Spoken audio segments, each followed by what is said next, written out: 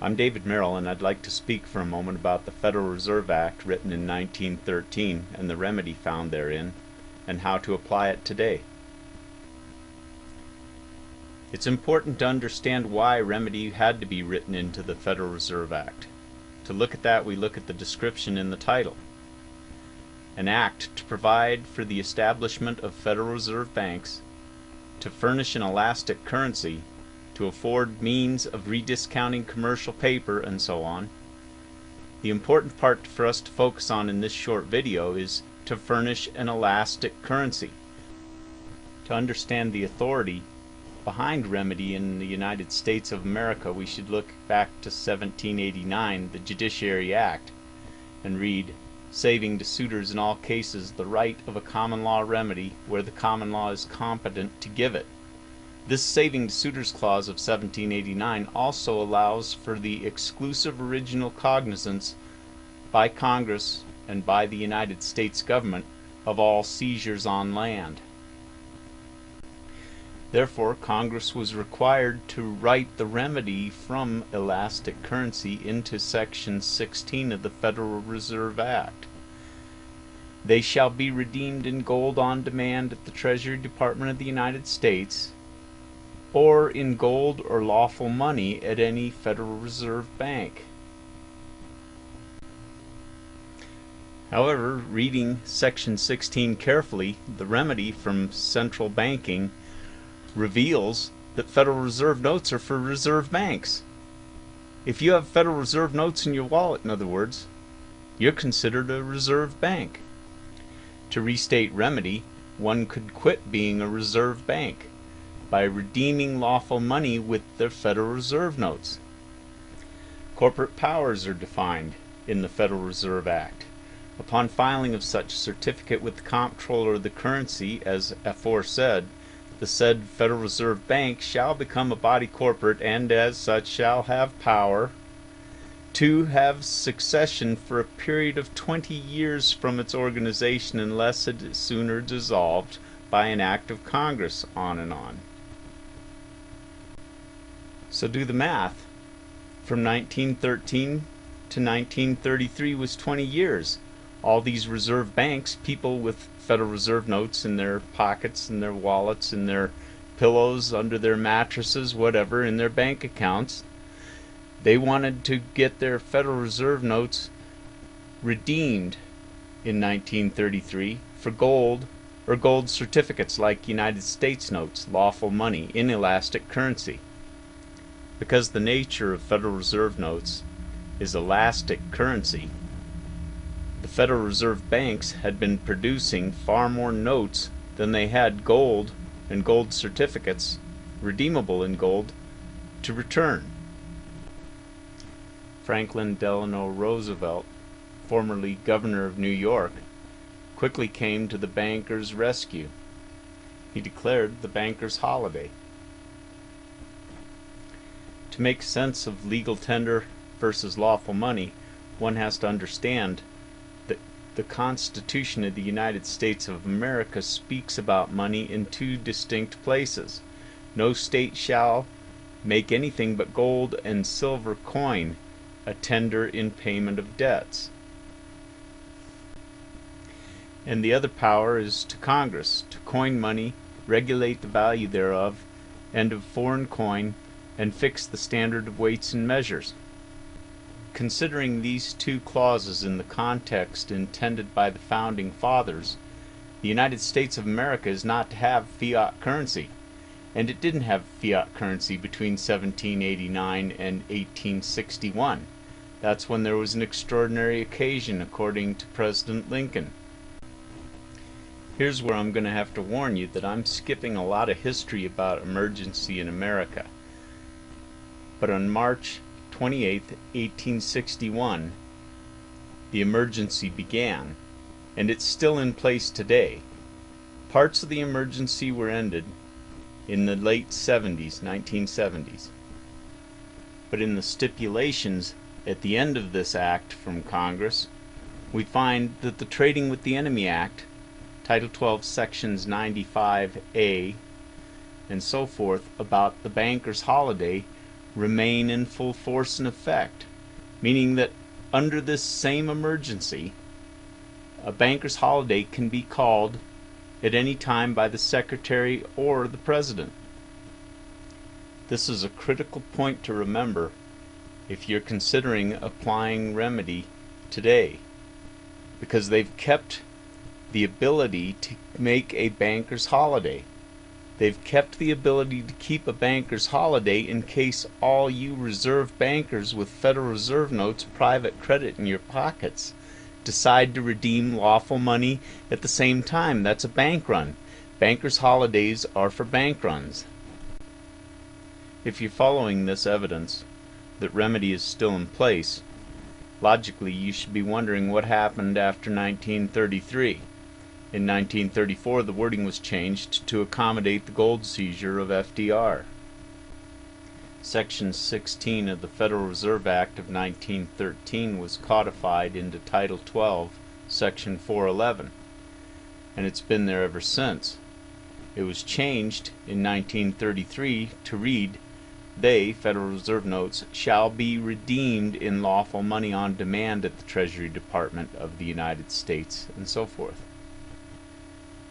Now since then, many a patriot has marched into a Federal Reserve Bank with Federal Reserve notes demanding gold or silver coins, some sort of substance, some sort of lawful money according to that patriot's rendition of what the Constitution reads.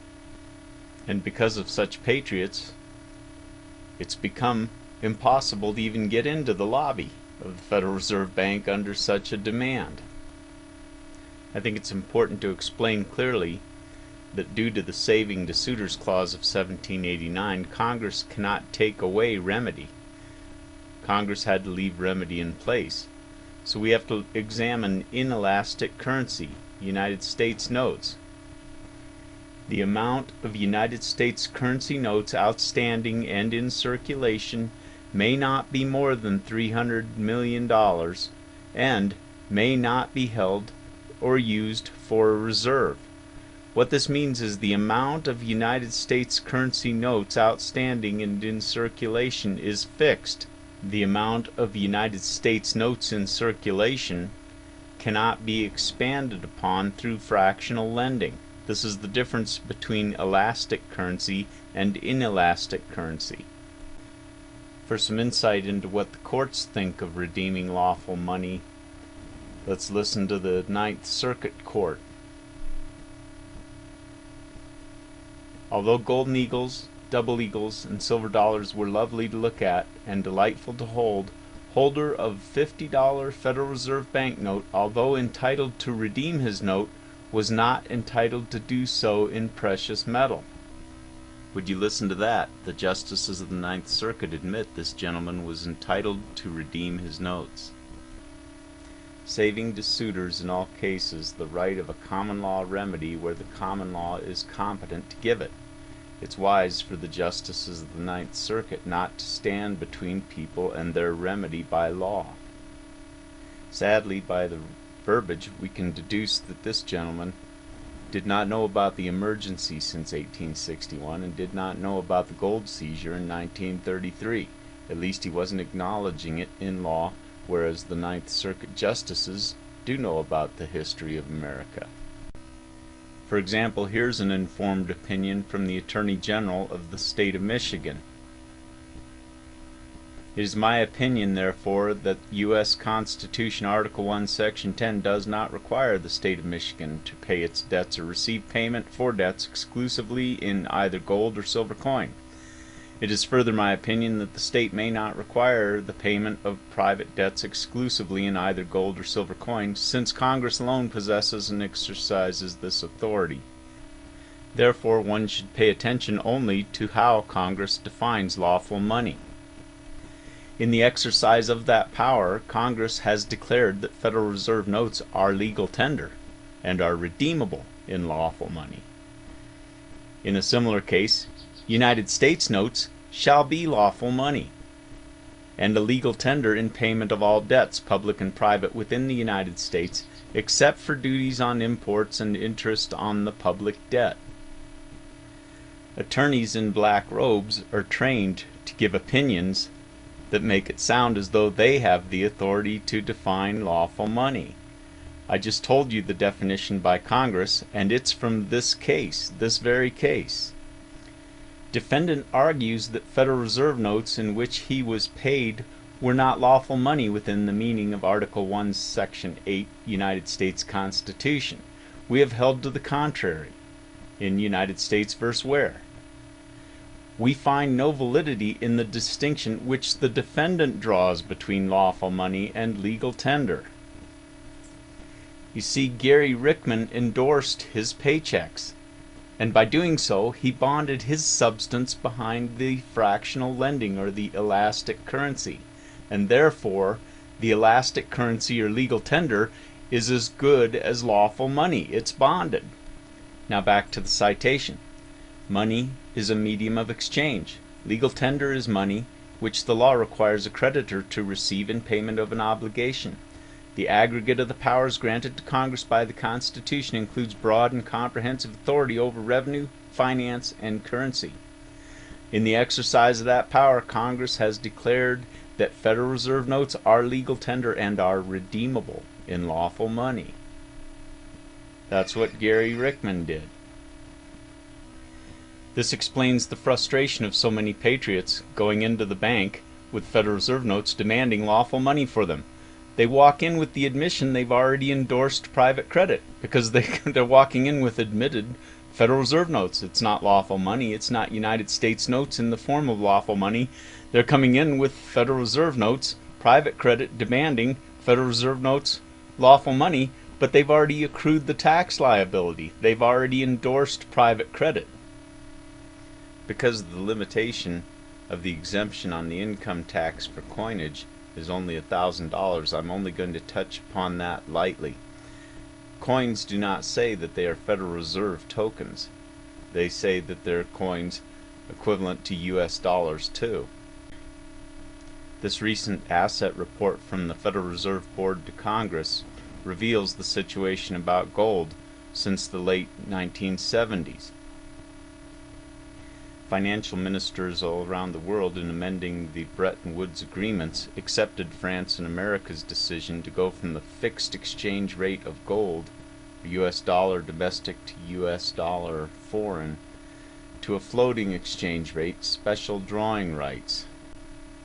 SDRs are often called paper gold, and here we see that the gold in the United States, United Nations IMF Trust Fund, is still earmarked at $42.22 per ounce.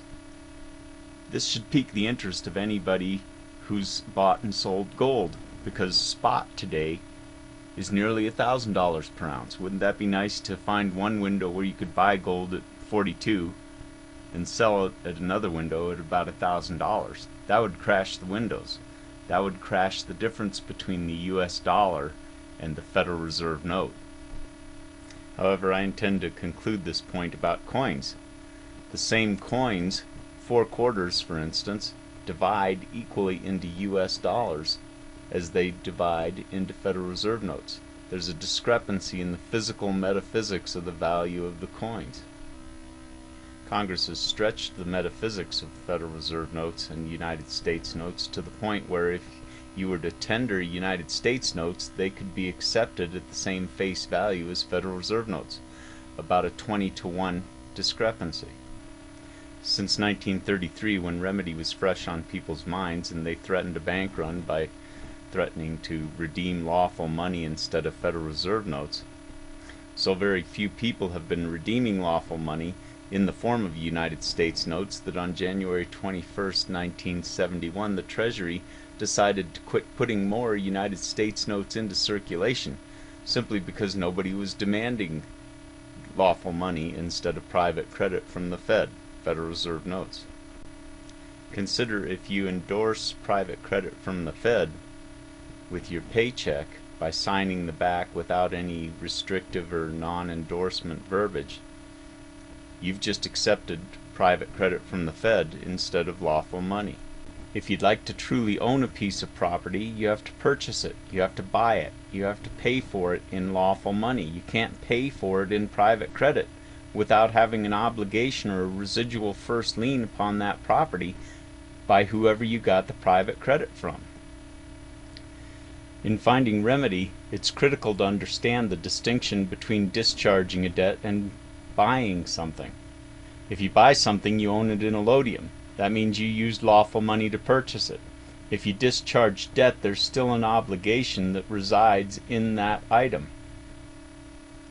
Many well-intentioned patriots fall into the mental trap of thinking the notice of federal tax lien is part of carrying out the lien. It's not part of perfecting the lien at all. It's notice to third parties that the lien is already cured. The lien's already cured because the Treasury had first lien. And don't be fooled by a comic book designed so 10-year-olds can understand fractional lending. The Fed takes you and your substance bonding this increase in the elastic currency as serious as a heart attack. The law simply states that remedy is simple. They, Federal Reserve notes, shall be redeemed in lawful money on demand. Okay, so that's all there is to it. I found a fellow on the internet doing it with this verbiage above his signature on the reverse side. And this works rather well with tellers. They don't quite understand it, so they quickly give you your funds, lawful money, United States notes in the form of Federal Reserve notes. However, many people have found this direct approach works much better. This intrepid suitor filed a libel of review in admiralty in the United States District Courts using lawful money. He kept track of the bills. See, there's the bank notary authorizing both the bills and his true name. Congress keeping wartime provisions through the Trading with the Enemy Act for a banker's holiday sometime in the future may not be proof enough to convince you. Reading from Juilliard v. Greenman, the backbone case of the legal tender cases following the war between the states, providing that notes of the United States issued during the War of Rebellion under acts of Congress declaring them to be legal tender in payment of private debts shall be reissued and kept in circulation. The important point to get is that Congress has never enacted any legislation to take United States notes out of circulation. At the beginning I showed you Title 31 United States Code Section 5115 defining United States notes to be inelastic. Interestingly, in 1982, Congress made another revision to that same section. In the section, the words United States currency notes are substituted for United States notes for clarity and consistency in the revised title. Remember that the Constitution grants the power to remove United States notes from circulation only to the Congress, not to the Treasury. Let's pretend, though, for a moment that the Treasury does have the authority. Listen to this wording carefully. United States notes serve no function that is not already adequately served by Federal Reserve notes. As a result, the Treasury Department stopped issuing United States notes, and none have been placed into circulation since January 21st, 1971. The Treasury has not removed United States notes from circulation. Rather, for all intents and purposes, Federal Reserve notes function adequately as inelastic currency, United States notes, when they're not endorsed. It's interesting to note that as hundreds, maybe even thousands of Americans started redeeming lawful money from their paychecks, Congress escalated the frivolous filing penalty from $500 to $5,000. A frivolous positions memorandum was issued to all IRS agents. The memorandum itemized quite a few various frivolous positions for which the taxpayer could be penalized this new $5,000 fine. Items 11 and 12 come close to the redeeming lawful money issue. Federal Reserve notes are not taxable income when paid to a taxpayer because they are not gold and silver and may not be redeemed for gold or silver. 12. In a transaction using gold and silver coins, the value of the coins is excluded from income, or the amount realized in the transaction is the face value of the coins, on and on. But neither one of these are redeeming lawful money pursuant to Title 12, Section 411. At the end of the memorandum, summarized, it says, returns or submissions that contain positions not listed above, which on their face have no basis for validity in existing law, or which have been deemed frivolous in a published opinion of the United States Tax Court or other court of competent jurisdiction, may be determined to reflect a desire to delay or impede the administration of federal tax laws, and thereby subject to the $5,000 penalty. Well, as I've shown, Title 12, Section 411 is the existing law, and the Ninth Circuit Court opinion supports that Federal Reserve notes may be redeemed at any time in lawful money. In debating with a tax attorney in an internet chat room, the tax attorney pointed out to me that the employee agrees to handle Federal Reserve notes and private credit from the Fed when filling out the W-4 or the 1099 form. By providing that information, that's the agreement. Okay, I agree. Our hypothetical employee is a Federal Reserve Bank, handling private credit as intended by the 1913 Federal Reserve Act. That's what remedy is provided for. That's who the remedy is provided for. Now our hypothetical employee is on his way home from work, and he drops in at his boss's bank to cash his $500 paycheck. He still has the option to redeem lawful money and get out of private reserve banking. I produced a video along these lines about a year ago and was chatting on a website called Restore the Republic by Aaron Russo. Started before he died, of course. He's the producer of a movie called America, Freedom to Fascism. Today a member made a comment there that I thought was worth sharing. We must stop the Federal Reserve before our nation is completely destroyed. The U.S. Code states that all Federal Reserve notes can be redeemed at any Federal Reserve Bank for lawful money. This is a fact. I propose to all the members of RTR to start today. Talk to everyone they know and get a copy of this section of U.S. Code that details the redemption of Federal Reserve notes in lawful money. It goes on, and you can pause if you'd like to read this entire comment. My point being, in conclusion, it's not a legal determination that's up to the Treasury, the Treasurer, the Secretary of the Treasurer, the bank teller, or the bank notary. This is a decision to demand lawful money that's up to you by remedy. You're the one who makes the choice. A woman in a small Maine bank had the bank manager demand that she strike through the restricted endorsement, as it was called up there. She was a single mom. She had to. Her demand was clear and witnessed by the notary of the bank. The following week she hand-wrote a simpler demand for lawful money, and it worked fine. I heard that the next week she had trouble again. The banks are a little bit confused about how to do the accounting on this non-endorsement, this redemption of lawful money. The bank attorneys become very concerned when they realize that they cannot fractionally lend on the funds that have been withdrawn or deposited.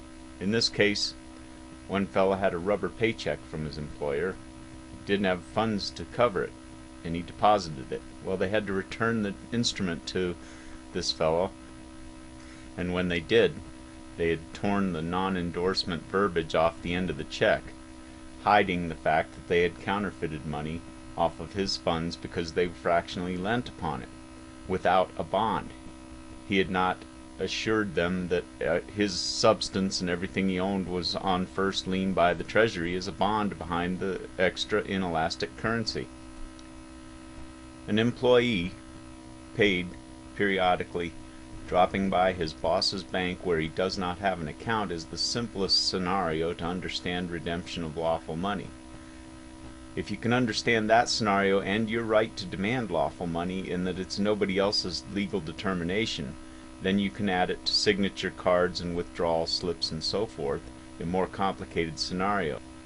The posting member on the Restore the Republic site was speaking specifically about ordering up a certified copy of Title 12, Section 411 by calling 719-520-6200 and asking for reception number 207015932, filed February 5th, 2007.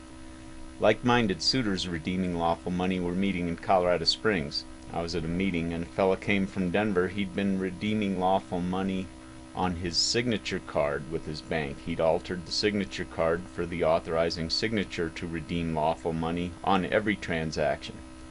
They called him under false pretenses, saying his wife had trouble with her account, so he went into the bank and then found out that they were telling him, "We're closing down your accounts unless you change it back." So he changed it back because he needed the accounts. What we did is we got him a certified copy of this from the county clerk and recorder in Colorado Springs, and then he took it up to Denver, showed it to them, and they allowed him to redeem lawful money on his account by signature card again. They allowed him to change it back. This suitor is a state employee in California. He retroactively got refunds from the state for 2 years by simply declaring, in effect, if I'd known in good faith I could have been redeeming lawful money, I would have been doing so for these past 2 years. Now we have the possibility of refunds on withholdings. That is to say, if an employee is having withholdings sent to the IRS during the year, he could get a full refund by redeeming lawful money, simply by proving that he'd been redeeming lawful money all year long. Which is to say, if he showed that refund check to his boss might discontinue withholding because the IRS had been unlawfully using the interest on all those funds during that year before he got his refund. This is where it's wise to wonder, if America's shifted over to paper gold or special drawing rights, then isn't it patriotic to continue paying the income tax, and continue subjecting yourself to be the chattel, bonding the money supply? The comment you're reading is found in the State Department Bulletin, late 1975, from Undersecretary of the Treasury Katz. And what he's talking about is a preamble to the secret Jamaica-Rambouillet Accord between France and America, piggybacked on the amendments of the Bretton Woods Agreement in 1976. This is when we went over to special drawing rights, a basket of currencies, a fictional basket of currencies between 5 exemplary nations. Originally between 23 nations, I believe, but it's long since been between 5 exemplary nations where the conditioning to endorse private credit as the only option is prevalent. The CIA offers accurate and current information about macroeconomics all around the world. This is probably no surprise to see China at the top, nearly $400 billion in the black. Then it might not surprise you, among the 200 or so nations listed, United States is in the bottom, nearly $800 billion in the red. There's of course a lot of factors to consider about import and export, account deficits, etc. But remember that America started the SDRs back in 1975. Looking at China's information, in the middle of the paragraph, after keeping its currency tightly linked to the US dollar for years, China in July 2005 revalued its currency by 2.1% against the US dollar and moved to an exchange rate system that references a basket of currencies. That's special drawing rights, SDRs. Regardless of what you might think of Ron Paul, the American people have stated what they think of the Federal Reserve by simply endorsing private credit thereof. I think Ron Paul should be commended, however, for putting legislation before the Congress on at least 2 occasions to abolish the Fed with virtually no constituency. These of course flopped the moment he quit talking about them. They didn't make it till the next morning, because there's no constituency. America loves the Fed because America endorses the Fed. That's their vote. They vote by signature on the back side of every paycheck. The good side of that is they do it by conditioning. Conditioning can be defeated because conditioning is a state of mind. And I hope I don't say that hastily, because conditioning can also be the most powerful thing to defeat. Our belief sets are one of our most protected assets. An outstanding example of conditioning is how few Americans will believe what they can see right there on camera, watching the Treasury Secret Service driver's left hand, and observing the simple physics, the momentum, the direction of the bullet as it hits JFK's head. It may be hard to believe, but one construction is the American people killed JFK by supporting private credit and endorsing private credit from the Fed. JFK, by executive order, was standing up against the Fed. Before the Convention of States in 1933, Franklin Delano Roosevelt admits that it's voluntary to help out. He's pleading to the people to enter their paychecks into these new forms, private credit of the Fed, to save the Fed past the 20-year charter expiration. In summary, I'd like to paint a picture of the box that you would use to paint a prosecution in the corner with on this redeeming lawful money issue. Simply put, if somebody tells you that you don't have the right to redeem lawful money, you use Title 12, Section 411 and Section 16 of the Federal Reserve Act. That's your remedy. That's the law that says so, and it's current law. If they tell you you're doing it incorrectly, then you simply say, well, then the burden on you is to show me how it's done correctly. Another box to consider is that if they were to argue, well, you started redeeming lawful money in the first month of 2004. Well, then you'd simply say, okay, then you admit that I do have the right to redeem lawful money, and things changed when I started doing so. But while you're establishing the record in a court of equity to begin with, try this. If I had in good faith known I could have been redeeming lawful money all along, I would have done so since my first paycheck ever.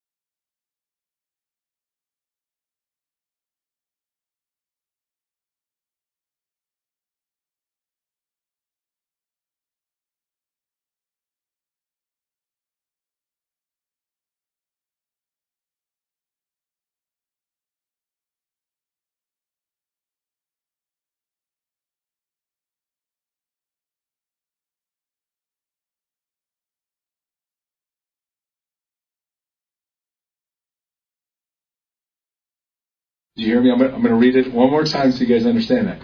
In general, the law of California declares, and this is in 1872, and it's never been overturned, that everyone is responsible for an injury occasioned to another by his want of ordinary care or skill in the management of his property or person. So how many people here are a person? Raise your hand. How many people have a person? All right. We're learning. See? This is what it takes. I got to say that I hang around some people that are so far beyond us here that they don't come to these meetings because they're flying like in the Matrix. They're flying everywhere. Okay, we're still trying to run to the phone to get out. You know, and it's like a phone to your lawyer. Help me! Help! And he's just flying in and out. He's just having these guys that I run around with. They understand all this stuff. So what I thought I'd do tonight with all this stuff, just so I touch on it one more time, is when you look at something, read what the words mean, because I did not understand what any of these words realistically meant, and yet I was agreeing to the terms of them. So we get on to verification, because it has to be verified after you consent willingly. Okay, verification. Whenever new matter is introduced on either side, that's the defendant or the plaintiff, the plea must conclude with a verification or averment. Have anybody heard the terminology negative averment? Verification or averment in order that the other party may have an opportunity of answering it. The usual verification of a plea containing matter of fact is in these words. And this, he is ready to verify. So they say that. Now, how do you verify a negative statement that you can't answer correctly? That's how they ask you questions, so that you can't answer. If I said to Jim, how many times have you been caught cheating on your wife? What's your answer? None. So I say to him, great. So you're really good at cheating on your wife without her finding out. It doesn't matter how he answered. If he said 1 or 2, there's no way to answer the question without being in the hot seat. Okay? So when they're verifying stuff, this is how they do it. They trick you. In one instance, however, new matter need not conclude with a verification because the pleader, and it says, and then the pleader may pray judgment without it. For example, when the matter pleaded is merely negative, the reason of it is evident. A negative requires no proof, and it would therefore be impertinent or nugatory for the pleader who pleads a negative matter to declare his readiness to prove it. Okay, so it says practice. The examination of the truth of a writing, the certificate that the writing is true. Okay, so how many times have you ever been to court and the attorney says, just for instance, Mr. Faust was pulled over on March 15th, 1983, speeding at 162 mile an hour on a motorcycle. When do we ever... objection. Is he going to take an oath before he starts testifying? Anybody ever done that? I have. You have. The judge says, would you raise your right hand? The cop looked at me. I looked at the judge, and now he's got to swear that he's telling the truth. Okay? Now, if an attorney is there, can the attorney swear to the facts that he saw that the highway patrolman wrote the ticket for? He can't. That's secondhand knowledge. That's hearsay. So if the attorney won't raise his hand and he starts talking again, you go, Judge, tell him to shut up. He's blabbing and he's causing contempt of court because he is talking about something that he has not firsthand knowledge of. It's all hearsay. So if he's going to testify, he's going to have to sign under penalty of perjury that what he's saying is the absolute truth, and he's going to have to bring the proof here today. Not some paper that the highway patrolman said he saw you doing it. Okay? Because we'll get to the highway patrolman a little bit later. Because I'm not participating in the act. And I told him when he pulled me over. I told him his costume looks silly. All right. Now here's how the plaintiff need not verify the truth of the complaint. The offender only needs to be presumed, and his own consent will work. Okay? So here's how they get consent. All rise. You stand up, you gave him consent. Mm-hmm. Sit down, you all sit down, got consent. You're dead. Doesn't matter what you plead. It does not matter what you plead after that point. They never give you a plea of innocent. They give you a plea of guilty, not guilty, or no contest. All three of them are all confrontational. Every one of them. It doesn't matter. At that point, you're already done. If you agree to consent to a plea. Now, I'm not telling you all this so that you can go in and cause more confrontation. I got really good news at the end of this. Take off your hat. Costanza did really good. Excuse me. We got to bleep that out. I didn't mean to use your last name. I don't care. He don't care. He's Superman now. He's flying in and out of the courts. No, but not hardly. Okay, well, the judge came in and said, take off your hat. And he said, if you can show me the rule and law and code that says I have to take off the hat, I'll agree, and I'd be more than happy to take off my hat. I'll be more than happy to take off my hat. And the judge, there isn't one. Nowhere. So the judge says, well, I'd like for you to take off the hat. And he goes, what'll happen if I don't? And the judge looked down and goes, nothing. Is that cool? I got to tell you. Now, here's what he was doing. The judge is just trying to get some consent there. That's all he's looking for. Okay? Now, that's one way to blatantly come in and get on the consent game. And I love it. I'm going to start wearing 4 or 5 hats. Okay. So, this is some cool stuff, isn't it? Yeah. What's your name? I'll give you my name upon proof of claim. Do you have a claim here? What's the name on your claim? What's your name, by the way? This is one judge, he said, my name's Judge. I'm not going to give his last name because he's really a good guy. He seems to be a good guy.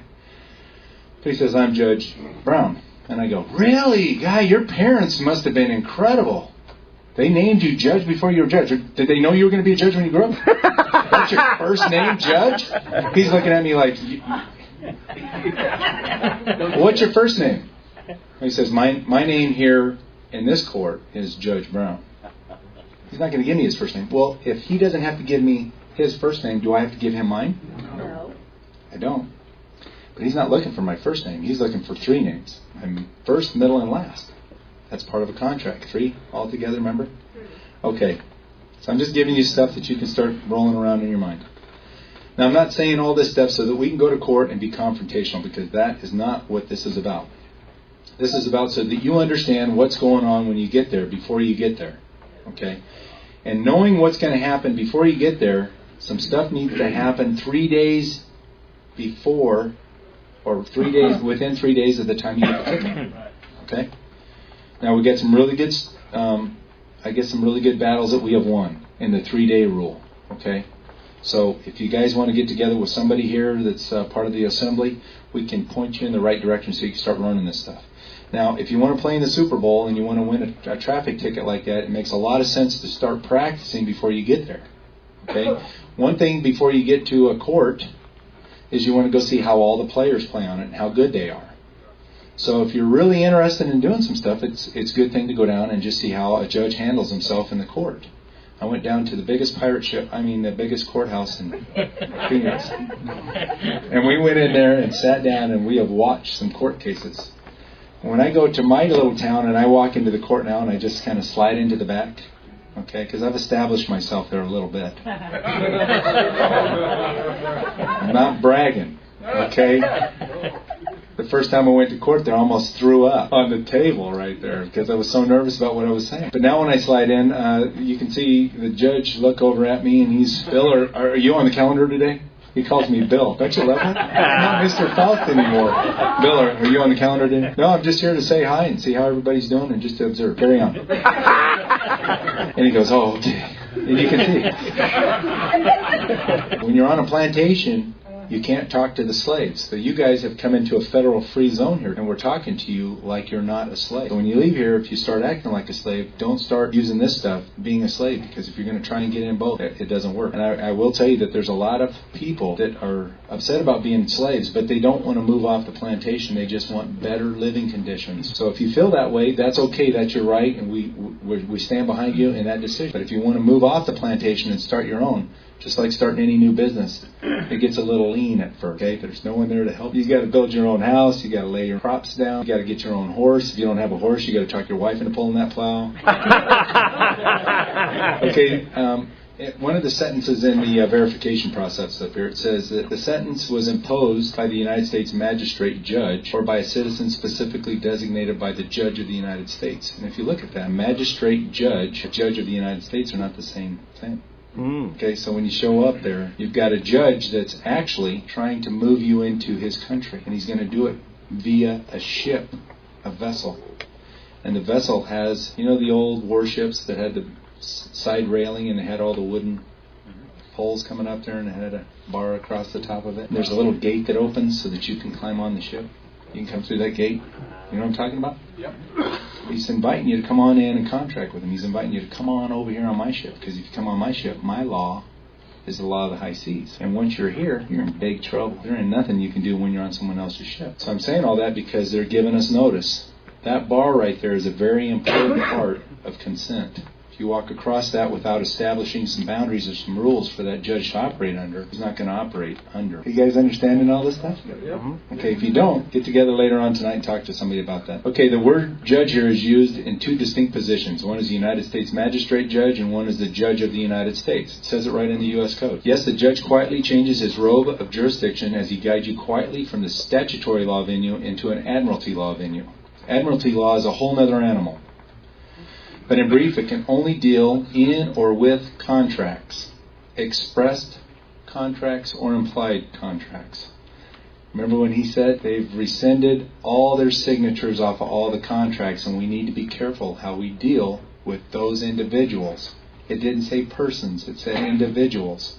When I read that thing, it started popping out. Did it say U.S. citizens? We need to be careful how we treat these citizens. They said individuals. A person is a corporation. You're acting in the capacity of a corporation. And a corporation always falls underneath some other corporation. It has to. Because if you are a corporation in Arizona, you have an Arizona Corporation Commission number, right? Well, guess who all the states incorporated under? United States. So now you're nothing more than an employee. So if you were to walk into Walmart with sandals on and shorts, and you were having a drink, parking lot, maybe a refreshment, and you went in there to work and you clocked on and they saw you like that, what would the manager do? He'd say, you're out of here. 2 weeks off without pay. Don't ever come in here without safety toe shoes. You can't wear shorts in here, and you definitely can't be drinking in the parking lot before you come in here. And if you do it again, you have had it. In fact, we're going to go ahead and fine you. 2 weeks no pay. Now, what if I am not an employee of Walmart and I'm out in the parking lot and I have a swig? And I walk in with my shorts and sandals and I walk over to the alcohol aisle and I pick up alcohol, or I pick up some new swim shorts because these are a little dirty, and I walk back up there and they see me. What are they going to say to me? Nothing. Paper or plastic? Paper or plastic. The reason is because I'm not an employee. I'm not a citizen of that act. That code doesn't apply to me. With that comes responsibility. Okay? Can't be drinking and driving out in the parking lot. I can't be offending my neighbor while I'm in the court. I mean, I'm in the store, and I need to wait my turn in line. I need to be respectful. I need to uphold even the other slaves that are in there. Excuse me, citizens. I need to be respectful to them, because just because they don't know does not mean that they're not equal with me. Shall be verified in the country in which the sentence was imposed. So the word country. The word country is notice to us that we are about to leave the republic and enter into a foreign country. It is a key word to their jurisdiction. They must establish a boundary and give notice before we board their vessel and enter a contest to their commercial rules. It is well known that their country is associated with the bar, or the British Accredited Registry, or you guessed it, England. It seems that we Americans are still under the rule if they can establish consent, and they usually get it every time by voluntary consent. So, this is the way I study. When you look up understand, the word understand, if you split it up and turn it backwards, it means to stand under. And that's okay. I stand under God's laws. I stand under God. Okay, He's the Redeemer. He's paid off for all my sins. And all I have to do is consent to the forgiveness. And the word forgiveness weighs really heavy in a court. Okay? When you ask for forgiveness, it's a whole different animal there. So I'm telling you all this stuff because if we learn every word that we say and we start changing our phrasing, we can start living.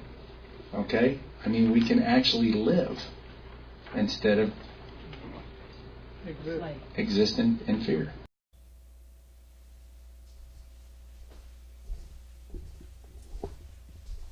Okay, everybody, we're back, and I hope you all got something out of this last little segment that we ran for you. Just want to give you a brief synopsis of how common law functions. There's still quite a few people out here in the United States that don't understand the difference between legal and lawful, and private and public, and legal, illegal, and what's lawful and unlawful. And what we want to do is to make you fully aware of what's available to you. Also, to fully understand and function with this type of trust, we want to have information. And we provide that information for you at newdebtelimination.com. When you go to newdebtelimination.com, look up top, you see a little donation button, click on that, and you'll go to a page that has a disclaimer and a complete listing of everything that we have to offer there. And when it comes to setting up your trust, operating in the private, learning the difference between the public and the private banking, setting up your trust, from start to finish, how to set it up from start to finish, all that's covered in our secure party and creditor package that's right there at newdebtelimination.com. I hope I've given you some insight on this stuff. We didn't cover everything on here, but it's pretty much simple. The only thing that you need to do is to understand how each one of these people in this particular type of trust functions. And when you get the functionality, then you're able to set up your trust and to become successful with your trust. And I highly recommend these two books. Okay, once again, The Art of Passing the Buck 1, Volume 1, and The Art of Passing the Buck, Volume 2. Okay, now we're going to be coming back in the future. We're going to be covering some other information, but we strictly specialize in common law and dealing with the law, because there's a difference between legal and illegal, which has absolutely nothing to do with the law, the real law. So we want to make sure that you have knowledge of everything that's available. NewDebtElimination.com. I'm Tarhaka Amaana El Bey, and until next time, y'all have a good evening.